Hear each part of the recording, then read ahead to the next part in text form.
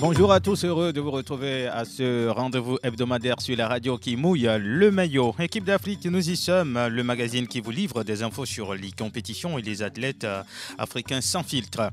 Dans ce nouveau numéro, nous vous parlons de l'un des tournois de football de rue les mieux organisés sur le continent. Il s'agit de Zemoz, dont l'édition 4 a démarré le 28 juin dernier sur le terrain du lycée Tokoin Solidarité. Fin du championnat de football au Sénégal, nous faisons le point avec Boris Adakanou. 7 candidatures officiellement retenues pour élection à la Fédération sénégalaise de football. Le Bénin est bien présent au championnat d'Afrique de air badminton. Sur place à Cotonou, nous aurons la correspondance de Réveil Gansé. Puis la CAN féminine de football bassin plein au Maroc, notre point focal en Égypte, dans le Maghreb bien sûr.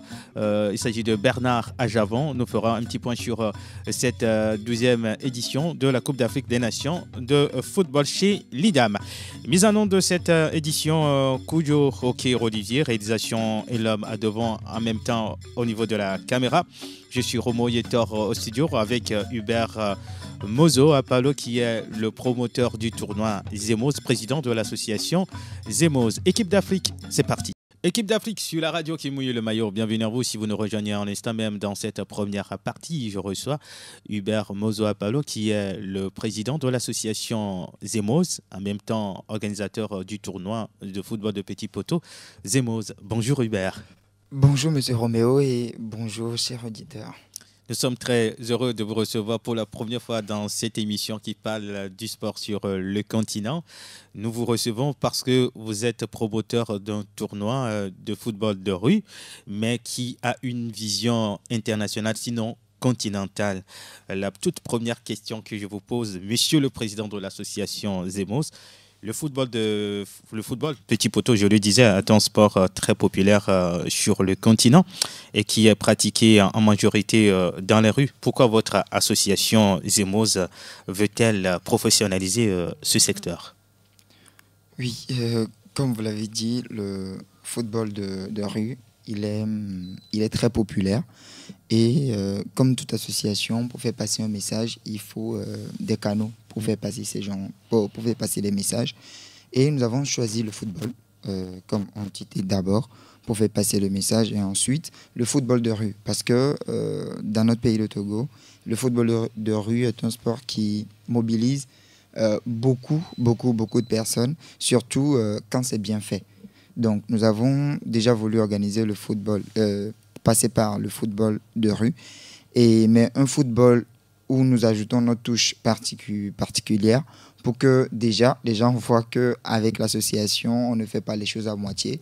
Et comme ça, quand nous passerons d'autres messages, le public pourra nous prendre au sérieux et adopter ou en tout cas comprendre ce que nous voulons véhiculer comme autre message après le football. Alors pour professionnaliser ce secteur ou ce football de rue, qu'est-ce que vous faites dans ce sens?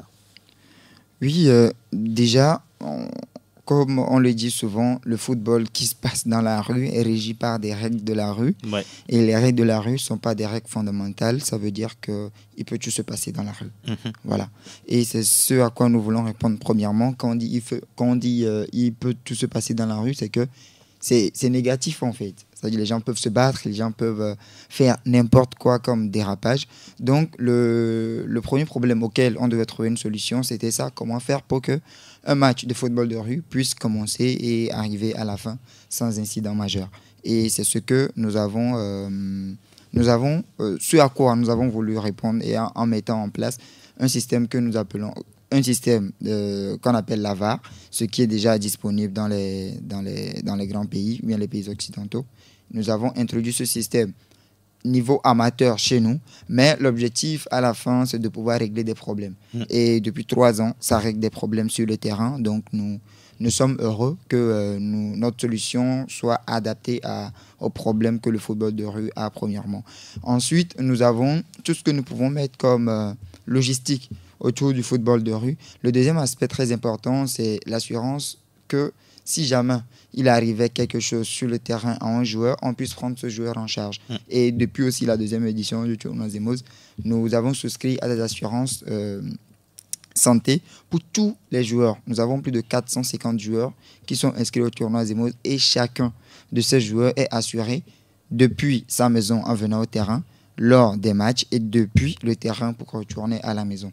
L'année dernière, nous avons eu des cas de blessures graves qui nous ont coûté beaucoup d'argent et c'est grâce à l'assurance que ces clubs ou bien ces joueurs, ces présidents n'ont dépensé aucun centime pour soigner ces joueurs qui étaient blessés. C'est l'association par le tournoi Zemos par l'association et l'assurance auquel nous avons souscrit qui avait pris en charge ces joueurs.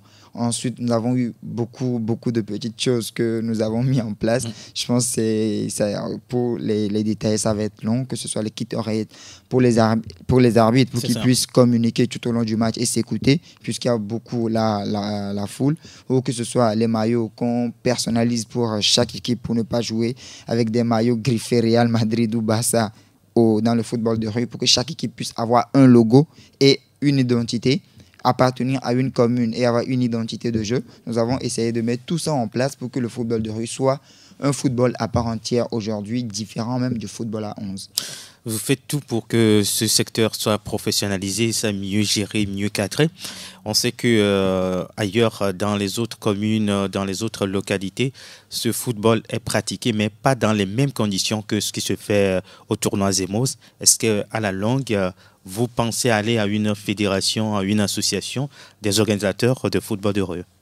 Oui, je pense que le dossier est déjà sur table.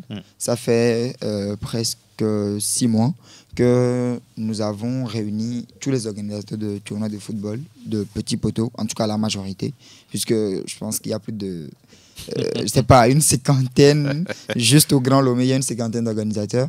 Mais nous avons regroupé la majorité et ceux dont les tournois ramènent beaucoup de gens. On les a réunis et aujourd'hui nous sommes sur une plateforme où nous discutons justement de la Fédération togolaise de football Petit Poteau. On a été au ministère des Sports et nous avons été à la direction des sports aussi pour la formalisation. Donc les papiers sont en cours pour que nous puissions avoir une identité à part et ramener ou bien professionnaliser ce sport, parce que nous savons et nous sommes convaincus qu'il y a de la matière à revendre dans ce football. Et aussi tous les autres, en tout cas, dès que nous arrivons à la fédération, c'est que nous allons normaliser certaines règles et certaines manières de faire pour que tous les tournois puissent être au même niveau, niveau infrastructure, organisation et la manière dont ils peuvent être attrayants pour le public et pour les annonceurs. Chers auditeurs, nous sommes sur la radio qui mouille le maillot dans Équipe d'Afrique dans la première partie. Nous parlons du tournoi Zemos. C'est un tournoi de football de petit poteau, si vous voulez, un tournoi de rue qui est sur la voie de la professionnalisation. Et sur ce tournoi, nous voyons des arbitres, des officiels de match bien habillés, bien équipés, bien formés. Est-ce à dire qu'au tournoi Zemos, vous formez les arbitres selon les règles de ce tournoi? Oui, faut dire qu'aujourd'hui, au niveau des arbitres, j'avais oublié de mentionner, on essaye d'habiller les arbitres, avoir que ce soit des tenues qu'ils ont, que ce soit exclusivement pour le tournoi Zemos, mais pour le football de rue, que ce soit au niveau des règles du football de rue, les arbitres ont une autre formation qui est différente des lois de l'IFAB. Faut dire qu'avec les lois de l'IFAB, on utilise des lois de l'IFAB, mais en plus de ça, il y a les règles du petit poteau qui s'ajoutent. Voilà. Parce que notamment aujourd'hui, dans la loi de l'IFAB, il n'y a pas la mention du carton blanc, ce qui est quelque chose dans le football de rue, où on peut sanctionner pour 2 minutes un joueur. On le fait aussi dans d'autres sports comme le rugby, etc. Mais dans le football, on ne le fait pas. Mais dans le football de rue, il y a cette nécessité-là de le faire. Aujourd'hui, la faute à 10 secondes aussi au tournoi Zemos pour permettre le spectacle. Parce que le football, ceux qui viennent regarder le football, c'est pour se réjouir, c'est pour se détendre, c'est pour se divertir. Donc, on essaie de tout faire pour que les gens puissent s'amuser et avoir du régal quand ils viennent au football de rue. Donc, nous avons aussi mis cette règle. Peut-être après que nous serons en fédération, nous allons voter pour décider si on le maintient, si on la maintient ou pas. Mais aujourd'hui, c'est quelque chose qui donne de l'ambiance sur chaque terrain.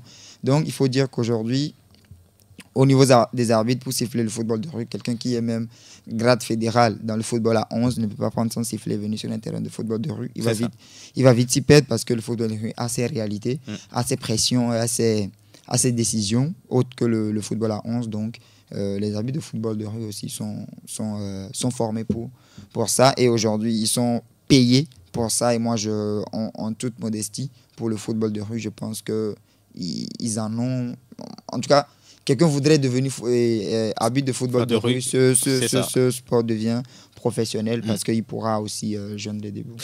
Sur le tournoi, vous l'avez dit, ça fait la 3e année que vous utilisez le système de VAR et cela nécessite beaucoup plus de caméras, des cadreurs et quelqu'un qui pourra bien sûr gérer ce système.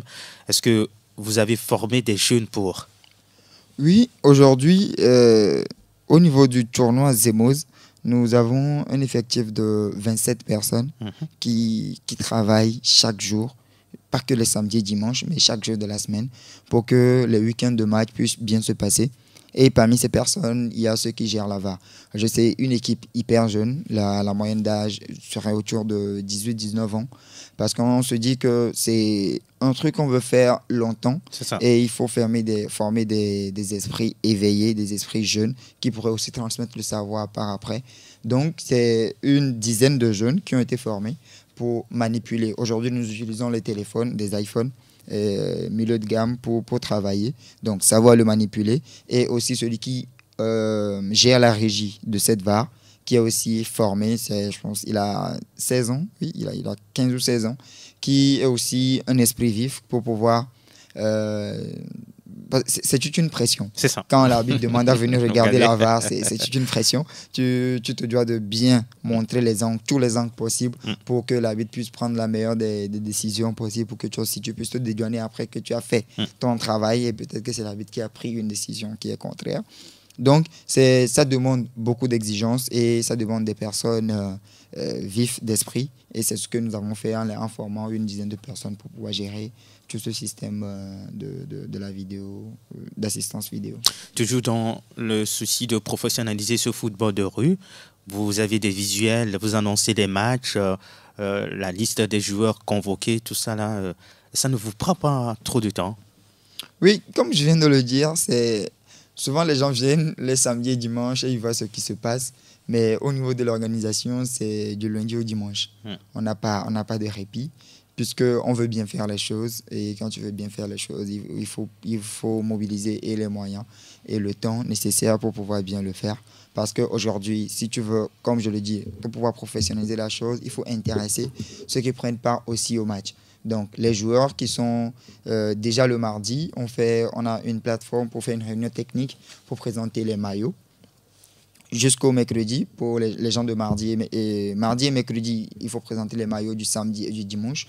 Le jeudi, il faut faire une réunion pour que chaque équipe puisse porter réserve si jamais il y a eu des litiges le week-end précédent et trouver des attentes en ça. Il faut rappeler le comité des arbitres pour pouvoir régler ces problèmes.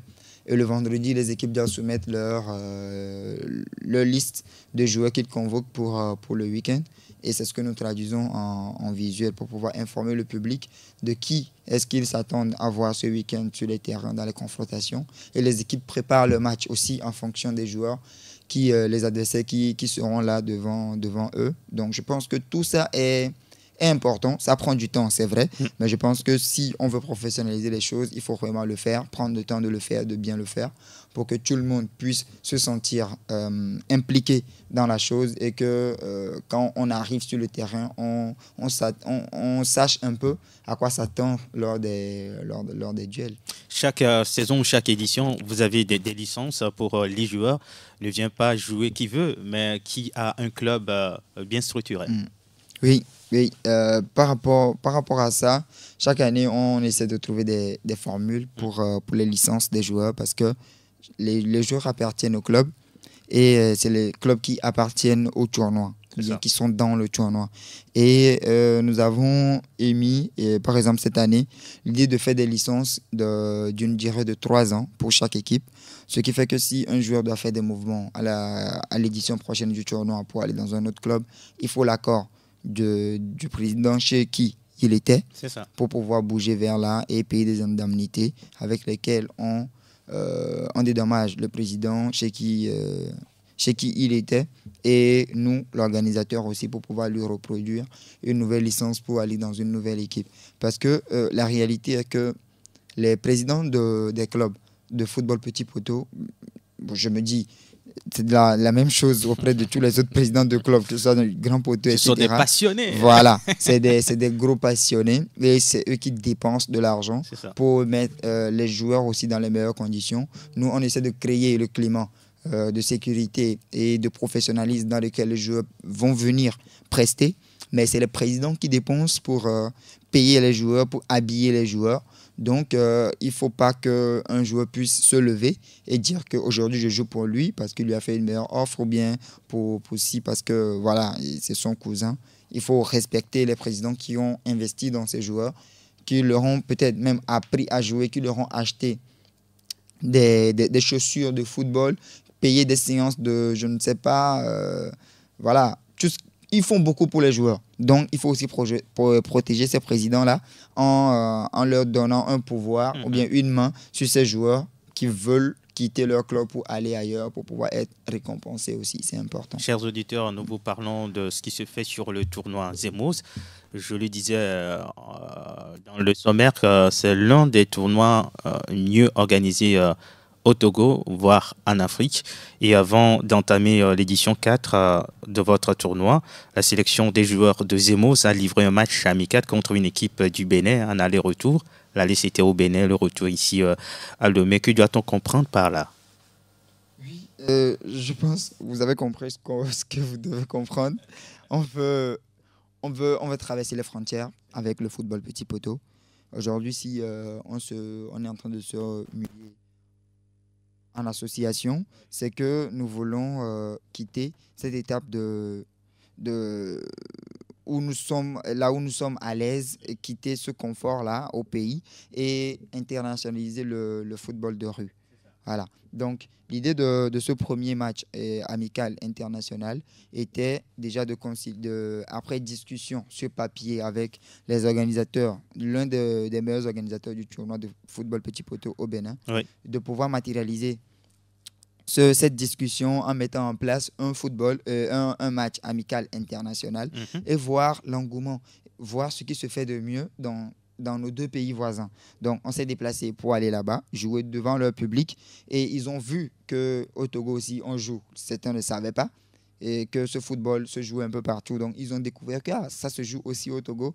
Et on est venu, on a gagné là-bas 2-0, même si le score était important. Le plus important était le match qui a eu lieu. C'était la première de l'histoire du football petit poteau au Togo, de traverser les frontières.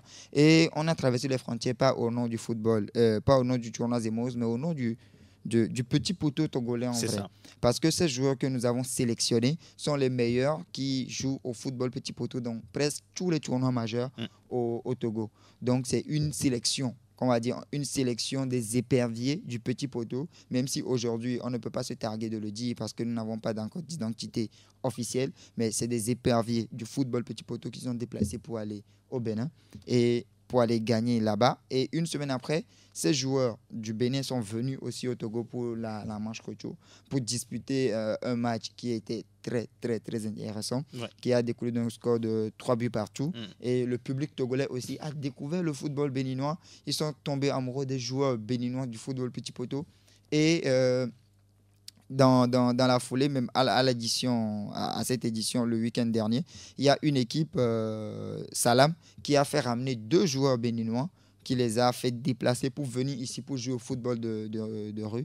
Donc, je pense que c'était la première chose auquel nous attendons, échanger, aller jouer là-bas, eux, venir jouer ici, remplir les équipes, étoffer les équipes des talents internationaux. C'était le premier objectif de ce match amical international. Alors, Hubert Mozo Apalo, je rappelle que vous êtes le président de l'association Zemoz qui organise le tournoi Zemoz.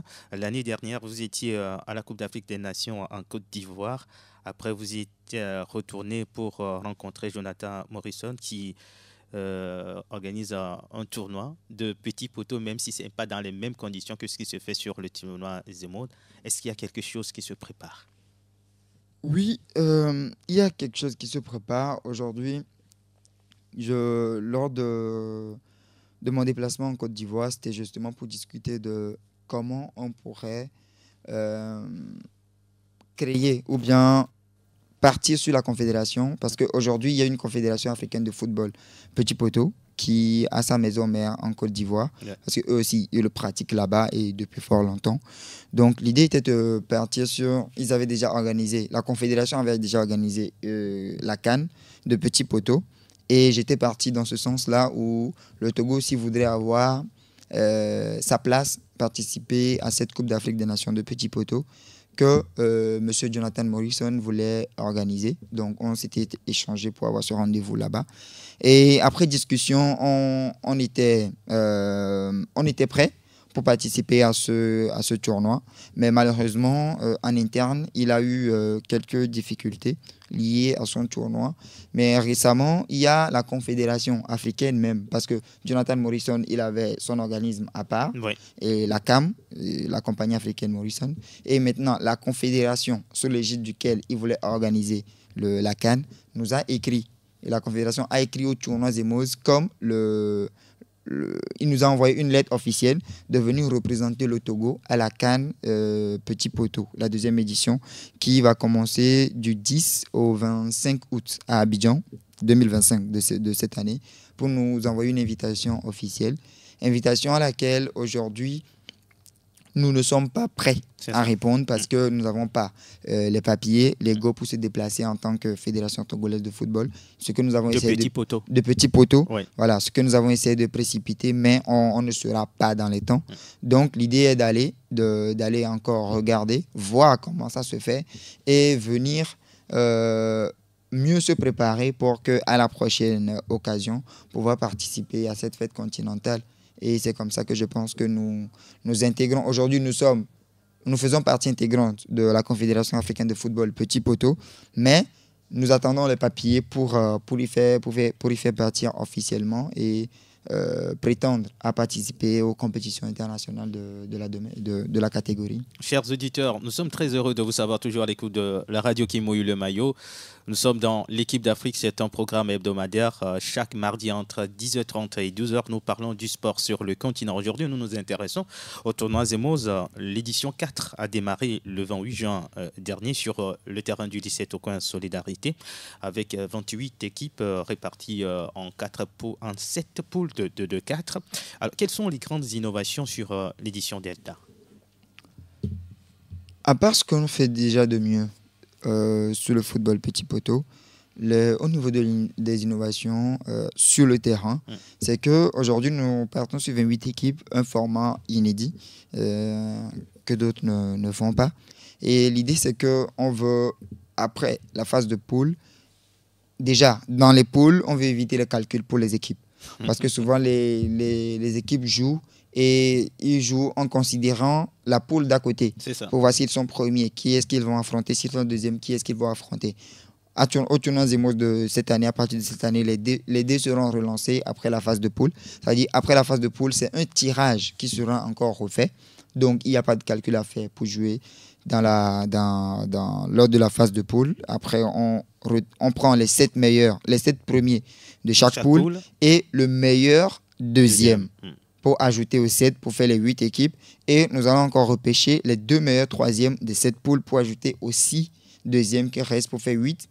Et de là, on refait un tirage pour faire le croisement pour les matchs à partir des 8e de finale jusqu'en finale, tout en évitant que les équipes qui étaient dans la même poule ne s'affrontent au niveau des 8e de finale. Alors, le tournoi Zemos, c'est un tournoi qui permet aux clubs au moins de subvenir à leurs besoins ou bien d'amortir un peu les dépenses.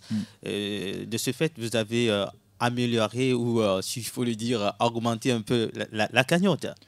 Oui, le tournoi Zemos, on pense beaucoup à ça, à ce que peuvent gagner les équipes à la fin.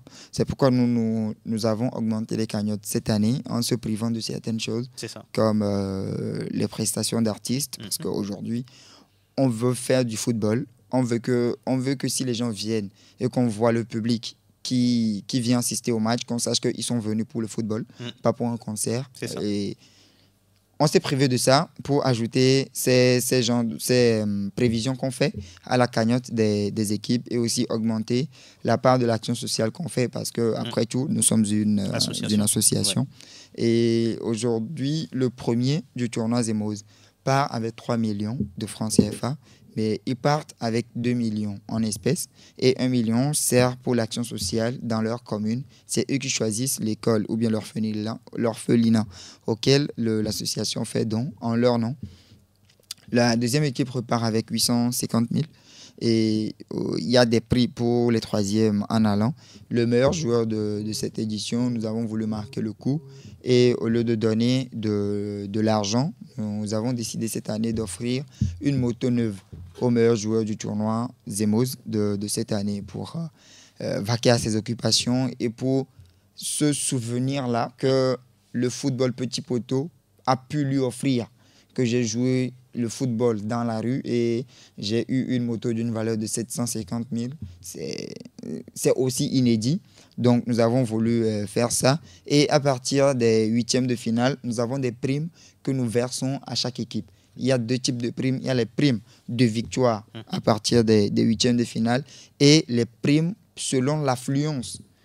Donc, le prime de popularité des clubs que nous allons le verser. Ces primes-là sont versées en faisant le calcul des entrées au niveau des tickets que nous avons vendus au nom des équipes. Parce que quand les supporters viendront au terrain, les bracelets qu'ils vont acheter vont représenter l'équipe qu'ils sont venus supporter.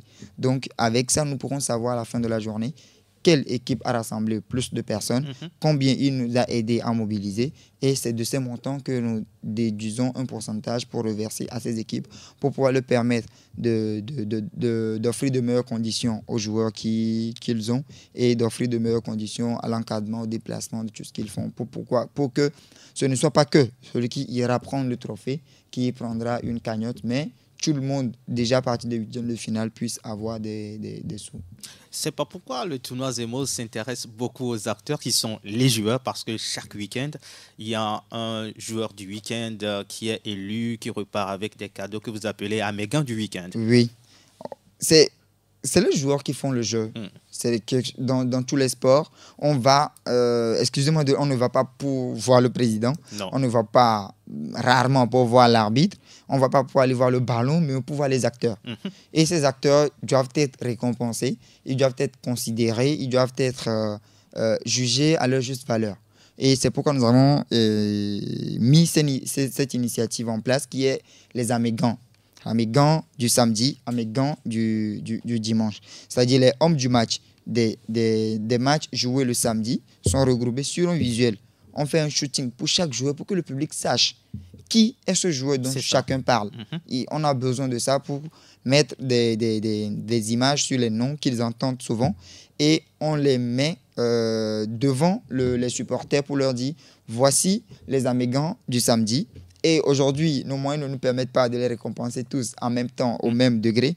Donc, nous demandons au public qui était au terrain de voter pour le meilleur de chaque journée, du samedi et le meilleur du dimanche. Et le meilleur du samedi repart avec une paire de chaussures que le joueur même choisit. On le lui achète avec un ballon et des gadgets des sponsors. Le second aussi prend des lots, le troisième aussi prend des lots.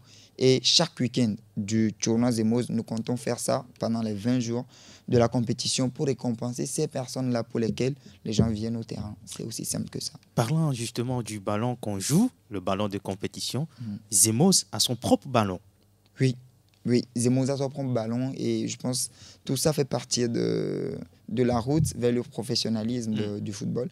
Parce que déjà, en général, on a des ballons du type 4, du type 5 et chacun joue. Et le football petit poteau, en général, se joue avec un ballon numéro 4. Et aujourd'hui, avec le tournoi Zemoz, nous prenons, parce que c'est un tournoi qui commence en juin, mais on commence, nous, organisateurs, nous commençons à organiser ce tournoi depuis la fin de l'édition qui est en cours. L'édition finit en août et en septembre, on commence déjà à préparer l'édition prochaine. Et c'est comme ça qu'on prépare les maquettes du ballon. Nous avons préparé une maquette du ballon, essayé de mettre des choses du Togo dedans. Cette année, sur le ballon, vous allez voir l'emblème de l'indépendance sur le ballon, les deux lions qui est l'armoirie du Togo, sur le ballon. Et sur le ballon aussi, on y a inscrit le nom des 3 derniers vainqueurs du tournoi Zemoz pour leur rendre hommage, pour les garder et de manière indélébile et indéfinie dans les mémoires des supporters qui viennent. Et on a fait fabriquer ces ballons-là depuis des usines de fabrication pour ramener ça au Togo. Et ballons qu'on a distribués à tous les 28 clubs qui sont venus au tournoi. Mais c'est pour s'entraîner avec le ballon. Et sur le terrain, nous avons déployé une dizaine de ballons tout autour du terrain pour aussi qu'à aucun moment le jeu ne s'arrête. Donc, c'est aussi ça, une des particularités du tournoi Zemoz, avoir son propre ballon avec son propre nom et logo là-dessus. Le ballon s'appelle Zebal. Voilà. Retenez ça. Zebal, c'est le ballon du tournoi Zemoz. Après 2 week-ends de compétition, que doit-on retenir? Que du positif. Ouais. Que du positif. Le travail qui a été fait en amont, en toute humilité, a été bien fait par toute l'équipe de l'organisation. Et aujourd'hui, depuis le 28 juin, nous voyons les résultats sur le terrain. Ce à quoi nous attendons, c'est ce que nous voyons. Et je vais juste dire merci au public, parce que quand tu viens et tu vois cette foule qui vient regarder les matchs de petits poteaux, et quand tu passes partout, que ce soit mes équipes ou moi-même, les gens te félicitent et te disent c'est bien ce que tu fais, on aime bien ce que tu fais, ça fait plaisir. Tu te dis que la mission est réussie. Et on essaie de garder le cap pour que dans les jours à venir, puisque là on vient de commencer, dans les jours à venir, tout ce que nous allons apporter sur ce terrain pour que les gens soient toujours émerveillés, et que quand on va leur dire que ce football va devenir professionnel, que ce football, on va le transformer en championnat, qu'ils puissent l'adopter et qu'ils puissent s'attendre à quelque chose de grand, à quelque chose de bien fait. Donc, c'est que satisfaction. Ce qui est intéressant sur ce tournoi, on voit les joueurs de première et de deuxième division juste après la fin de la saison qui se trouvent peut-être une autre activité. Voilà, c'était exactement ça le but de la programmation du tournoi Zemoz. On le met à la fin du championnat de première division, et on essaie de finir avant la reprise des entraînements du championnat de première division. Et on voit aujourd'hui, on essaie de préparer une liste pour voir le nombre de joueurs de première division, parce qu'aujourd'hui je n'ai pas le nombre exact, parce que chaque jour de nouvelles licences, voilà, de nouveaux joueurs qui viennent. Et quand on publie la liste des joueurs, les gens se disent, est-ce que c'est vraiment lui? C'est vraiment le joueur de Barracuda? C'est vraiment le joueur de Asco de Cara? C'est vraiment le joueur... On dit oui, genre, c'est pas des pseudos. C'est vraiment ces joueurs qui viennent jouer au tournoi Zemoz, et ça fait plaisir. Et si ces joueurs viennent jouer à ce tournoi Zemoz, c'est qu'ils ont des garanties que c'est quelque chose qui est bien fait. Ils ne sont pas en danger. Ils ne viennent pas jouer avec des brutes, mais ils viennent jouer entre professionnels et garder la forme. Et on le dit toujours, ceux qui méprisent le football petit poteau en disant que ça détériore le jeu, ou bien ça, voilà. Oui, ça détériore le jeu des joueurs qui vont au grand poteau. On a toujours vu ça comme un faux problème, parce que je leur disais la dernière fois, un joueur qui joue 90 minutes au football à 11 ne peut pas forcément jouer 90 minutes au football de rue. Ouais. Voilà, parce que ce que demande le football de rue en termes d'énergie, de capacité, ce n'est pas la même chose quand vous êtes à 11 et il faut juste se placer. Parce que le football de rue, tu es partout sur le terrain. Même si c'est sur un petit espace, le terrain n'est pas aussi grand. Le fait d'accumuler ces mouvements durant 90 minutes, tu ne peux pas. Et c'est pour ça qu'on joue même le football de rue en 70 minutes et non en 90 minutes, parce que ça demande plus. Zemoz est une association qui intervient aussi dans le social. Cette année, vous menez une large diffusion ou sensibilisation sur les dangers de la drogue. Parlez-nous un peu de la thématique de cette édition. Oui, aujourd'hui, nous avons, en tant qu'association, plusieurs messages. Des messages appelant à la paix, des messages appelant à la non-violence, et un message central sur lequel nous insistons cette année, qui est la lutte contre la drogue, parce que c'est un constat qui a été fait quand on organise ce genre de tournoi, et que les gens viennent de partout, et des gens de différentes moralités qui viennent, et de différentes habitudes qui viennent. On a constaté qu'il y a des jeunes qui font des choses qu'ils ne devraient pas faire. Ouais. Voilà, et qui peuvent faire de meilleures choses de leur vie que ce qu'on les voit faire quand ils viennent même au tournoi Zemos, dans des coins reculés de l'établissement qui abrite le tournoi. On les voit fumer, on les voit boire, etc., etc. Et après, quand tu vois ces jeunes dans la rue, tu vois qu'il y a quelque chose qui ne va pas.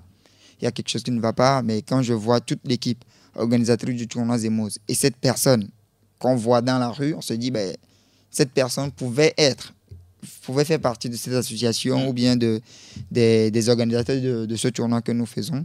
Donc, on a voulu porter ce message cette année pour lutter contre tout ce qui est drogue.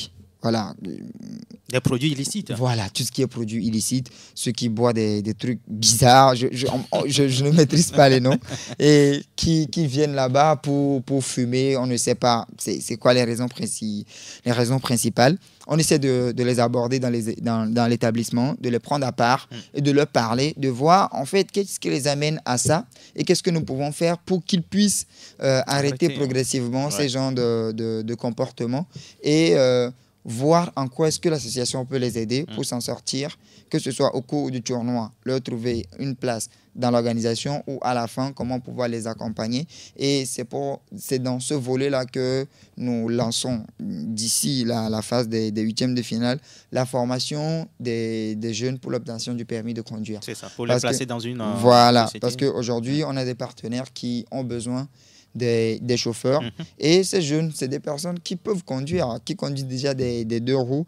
Donc, si on les met en formation pour les former à l'obtention du permis de conduire, ils seront occupés à un travail dans des maisons, bien dans des sociétés. Et on sait qu'avec ça, quelqu'un qui a qui a un travail et qui a des charges de responsabilité sera moins enclin à aller consommer de la drogue parce que souvent, c'est le vide qui amène à ce genre de choses. Après discussion avec plusieurs personnes, ils disent qu'ils n'ont rien à faire. Donc, quand ils se retrouvent et qu'il y a ça à côté, bof, ils se mettent bien avec et voilà, ils continuent leur journée. Donc, on se dit que si on les occupe autrement, nous ferons notre part dedans pour qu'on puisse ramener un certain nombre de personnes de cette mauvaise habitude-là, je ne vais pas dire à la raison, mais sur une bonne voie.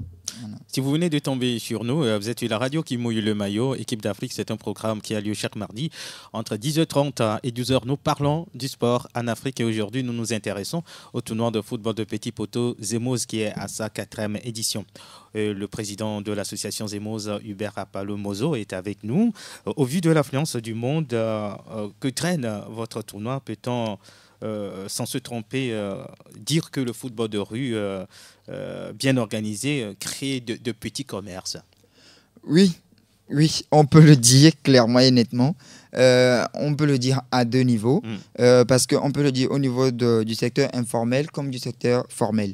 Au niveau du secteur informel, on va dire aujourd'hui au tournoi Zemos, nous avons une quinzaine de stands quinzaine de personnes qui ont pris des stands au tournoi Zemos et qui font des petits commerces. Alors, des gens qui viennent vendre du jus, des gens qui viennent vendre du riz, qui viennent vendre la pâte, de l'eau, etc., etc. Donc, on se dit que c'est un carrefour, une petite foire qui s'organise aussi autour du tournoi Zemos pendant ces 20 jours d'activité. Et donc, clairement et nettement, on peut le dire. Et ensuite, au niveau du formel, les entreprises qui nous accompagnent, nos partenaires et sponsors de cette année, par exemple, que ce soit Estrella, c'est des entreprises qui font des activités à part entière, mais qui ont essayé, qui n'ont pas essayé, mais qui sont venus nous accompagner cette année parce qu'ils savent qu'avec l'affluence, ils peuvent aussi augmenter leur commerce en venant au tournoi Zemos, donc que ce soit Estrella, que ce soit World Water, qui est l'eau exclusive du tournoi, que ce soit Move Africa, qui nous accompagne depuis 2 ans, la 3e année déjà, ou toutes les autres entreprises, pour moi, Noah Bonus, qui viennent, c'est que c'est des entreprises qui savent qu'il y a de la matière et qu'il y a leur cible client qui viennent au tournoi Zemos et donc qui viennent pour exposer leurs produits, qui viennent gagner de la visibilité et qui viennent aussi gagner de la crédibilité parce que si on prend un vendeur de pommade qu'on utilise pour des sportifs au tournoi Zemos, c'est que tu sais que ton produit est bon. C'est pourquoi ces sportifs-là qui sont au tournoi Zemos l'utilisent. Donc, ça fait une bonne publicité, ça fait une bonne publicité, réputation pour ton produit. Et nous les remercions, bien sûr, mais nous savons que ça devient des partenariats gagnant-gagnant que nous faisons avec ces entreprises formelles-là qui viennent au tournoi Zemoz. Ce n'est pour rien que Radio Sport FM est la radio officielle de ce tournoi. Bien sûr, bien sûr. Si on ne le faisait pas bien, Sport FM ne nous accompagnerait pas et ne diffuserait pas ce qui se fait au tournoi Zemoz depuis 4 ans déjà, qui nous accompagne. C'est que si c'est fait, la radio qui parle le mieux du football en parlerait. Et si c'est mal fait, il n'en parlerait pas. Donc, c'est à tout seigneur, tout honneur. Et nous remercions la radio Sport FM de nous accompagner, de diffuser tout ce que nous faisons au tournoi Zemoz. Et sur ces réseaux sociaux même, ça nous réconforte dans ce que nous faisons, que nous tapons dans l'œil des grands médias du sport. Et ce n'est que bénéfique pour nous, organisateurs de tournois Zemoz. Au lancement de l'édition Delta, vous avez pu faire déplacer le président de la Fédération togolaise de football, le colonel Guy Kossiakovi. Qu'est-ce qui se prépare? Les gens se demandent. C'est le football. Ouais. Et le colonel Guy Kossiakovi est l'image ou bien l'image qui représente le football togolais aujourd'hui. Parce que le football à 11 reste le sport suprême au Togo, qui nous a donné des sensations, qui nous donne encore des sensations, même si ce n'est pas comme on le veut. Aujourd'hui, le football, la FTF est l'organe suprême du football, comme je viens de le dire. Donc, organiser un tournoi que nous voulons amener à un certain niveau, sans inviter le patron voilà, du football togolais en général, n'avait pas de sens. Donc, on a voulu le faire venir, voir ce que nous faisons dans la rue, et quand nous allons l'approcher pour pouvoir avoir sa bénédiction, avoir ses conseils, qu'il puisse nous dire des choses par rapport à ce qu'il a déjà vu, nous dire ce qu'il faut améliorer, ce qu'il faut continuer à faire. Donc, en gros, nous l'avons ramené en tant que spectateur du football de rue, et ensuite aller dans les locaux de la Fédération togolaise de football pour aller parler du football de rue que le président a eu, dont nous avons eu le privilège d'avoir le président pour regarder. Et nous savons que si après ça, nous suggérons des choses et nous proposons des choses que nous faisons, que ce soit pour le football grand poteau que nous faisons, ou bien qu'on fait au football grand poteau qu'on veut faire au petit poteau, il comprendra mieux le message et pourra nous répondre. En tout cas, merci beaucoup au colonel qui a passé tout le temps. Bien sûr. Il a regardé tous les matchs. Oui, pour la petite anecdote, souvent les VIP, comme on les appelle, à 5-10 minutes de la fin, puisqu'à la fin du match, les gens envahissent le terrain. On était parti le voir pour lui demander de l'escorter à 5 minutes de la fin. Il a demandé non, qu'il voulait rester et voir jusqu'au coup de sifflet final, ainsi que plusieurs invités. C'était un petit moment, 5 secondes de réponse, mais qui nous a fait dire qu'on a réussi ce qu'on voulait faire. Voilà. Il n'est pas venu parce qu'il est invité, il est venu pour regarder le football jusqu'à la fin. Et ça nous a beaucoup fait plaisir de la part du colonel Guy Kossiakovi. Je remercie également tous les autres de l'équipe, surtout les commentateurs qui font les commentaires, que ce soit en français ou en EV. Il y a tout, on vient, on regarde les matchs, mais également des commentaires qui vont avec. Hyper intéressant. C'est intéressant. Oui. Je pense que les commentaires du football petit poteau, je ne sais pas ce que serait le football poteau sans les commentaires. Ouais. Parce que même la dernière fois, lors de l'ouverture, comme on a essayé de faire les choses en grande pompe, on a ramené la fanfare des gens de ballet. Et il y avait les supporters qui nous avaient dit de faire taire les ballets, qu'ils veulent écouter ce qui se disait. Et pourtant, ils regardent le match. Voilà, ils regardaient, mais ils veulent écouter ce qui se disait au terrain. Donc, d'aller dire aux gens de ballet d'attendre d'abord à la mi-temps de venir faire leur prestation. C'est quelque chose qui m'avait fait un peu bizarre. Mais après, je me dis, mais ils écoutent.